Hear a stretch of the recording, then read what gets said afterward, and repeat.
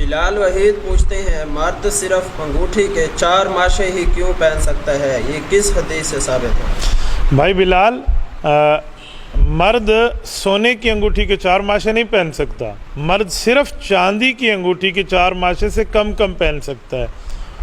تو مرد اور عورت میں فرق کیوں ہے؟ عورت میں تو سونے چاندی کی کوئی مقدار نہیں ہے، لیکن مرد کے لیے مقدار رسالت مآب صلی اللہ علیہ وآلہ وسلم کی زبان اقدس سے ہمیں ملتی ہے۔ حضرت امام شامی رحمہ اللہ صاحب سنن کے حوالے سے حضرت عبداللہ بن بریدہ رضی اللہ تعالیٰ عنہ کی حدیث پاک لائے ہیں کہ رسول اقدس صلی اللہ علیہ وسلم کے دربار میں ایک شخص حاضر ہوا اور اس نے سونے کی انگوٹھی کے مرد کے پہننے پر مسئلہ معلوم کیا۔ حضور اقدس صلی اللہ علیہ وسلم نے منع فرما دیا۔ پھر اس نے چاندی پوچھی تو حضور علیہ السلام نے فرمایا کہ 1 مسکال سے کم پہن سکتا ہے۔ تو 1 مسکال 4.5 ماشے سے کم ہے، اس لیے بہتر یہ کہ اس سے کم کی مقدار ہی بندہ پہن سکے۔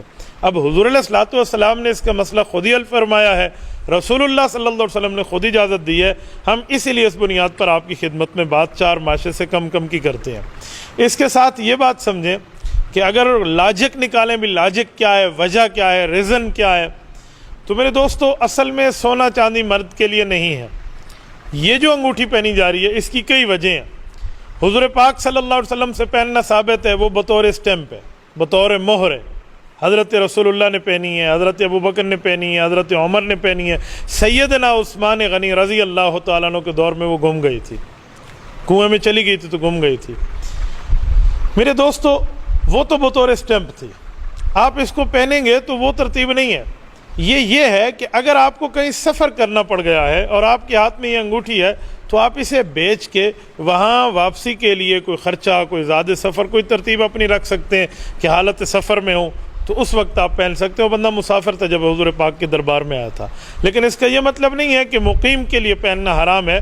مقیم بھی پہن سکتا ہے چاندی کی انگوٹھی، لیکن وہ مقدار جو میں نے آپ کی خدمت میں بتا دی ہے، یہ حضرت رسالت مآب صلی اللہ علیہ وسلم کی زبان اقدس سے یہ مقدار امت مسلمہ کو عطا ہوئی ہے۔